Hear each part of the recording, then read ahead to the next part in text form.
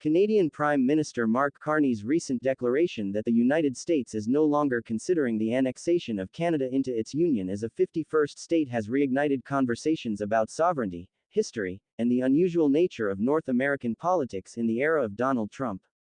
Welcome viewers to my channel. Please subscribe, like my video and turn on notifications so you don't miss our next update.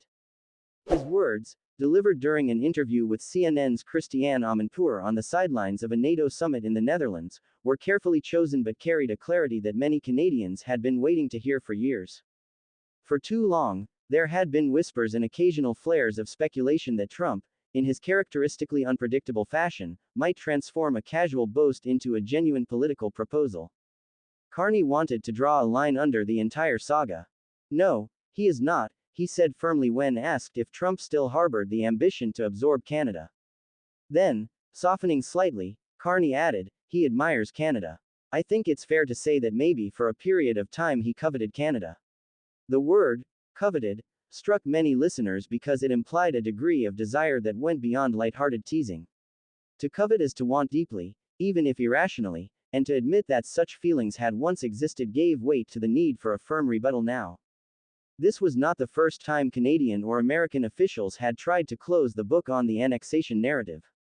Only months earlier, Peter Hoekstra, then serving as the U.S. ambassador to Canada, had reassured citizens in a CBC interview that Trump was no longer raising the issue in conversations. That reassurance was almost immediately complicated when Trump himself, in one of his trademark bursts on social media, insisted that Canada would benefit if it became a state of the Union, especially because it would gain automatic access to the missile defense system he had been touting. Such contradictions are emblematic of Trump's communication style. He thrives on disruption, leaving allies scrambling to parse which statements represent policy and which are meant to provoke or distract. For Ottawa, this created an awkward diplomatic dance: respond too seriously, and one risked inflaming a passing remark into an international incident; ignore it, and one risked appearing weak or complacent about sovereignty. Carney's comments to Amanpour thus represented an attempt to settle the matter with finality and to make it clear that Canada would not treat such musings as harmless banter. Yet the entire episode revealed more than just a quirk of Trumpian rhetoric. It underscored the changing nature of the Canada-US relationship itself. For most of the post-war period, Canada could assume that its southern neighbor, despite occasional disputes over trade or fisheries, was a stable and predictable ally. The ties were so close that many Canadians and Americans spoke of a partnership that was as much familial as it was diplomatic. The two nations shared not only the longest undefended border in the world but also deep defense arrangements like NORAD, integrated supply chains, and a culture of cooperation that spanned generations. The annexation chatter, however unserious it might have been in practical terms, suggested a breach in that tradition of mutual respect. It suggested that, at least rhetorically, Canada could be treated as a prize to be claimed, a subordinate territory rather than an equal partner.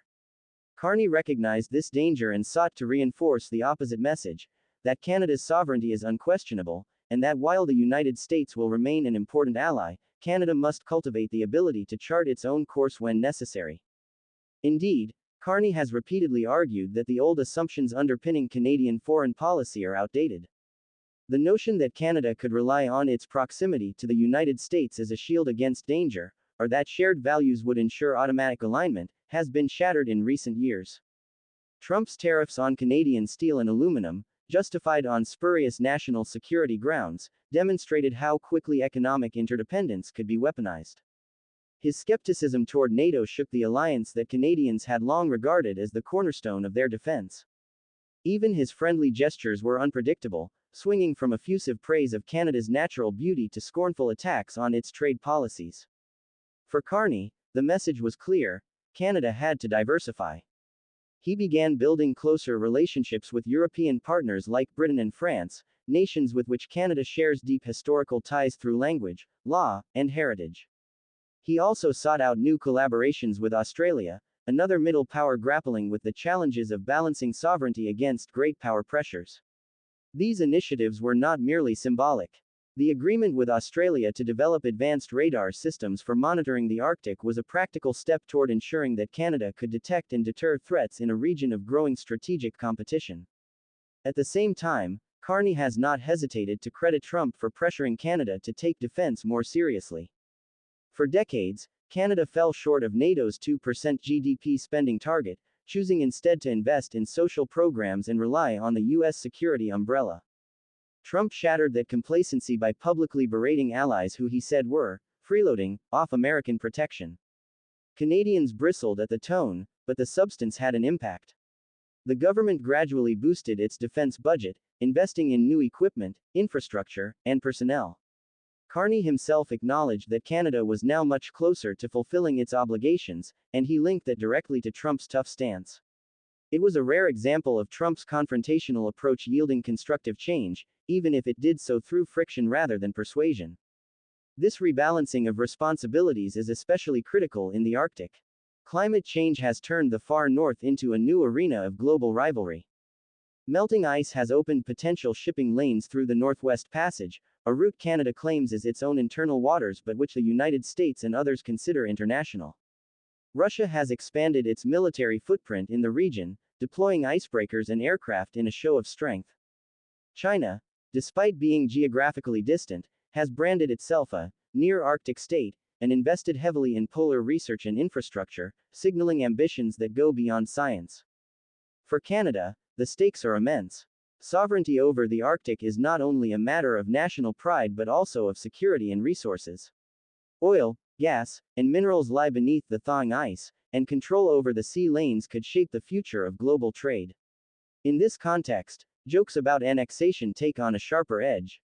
If Canada does not defend its Arctic frontier, it risks being sidelined in the very territory that defines so much of its national identity. Carney's NATO discussions with Amanpour went beyond continental concerns. He spoke candidly about the Middle East, a region where Canada's role is modest compared to the United States but where its values and diplomacy are often highly respected. He noted that Trump's willingness to wield American influence could prove decisive, particularly in securing immediate humanitarian goals such as ceasefires, aid deliveries, and the release of hostages.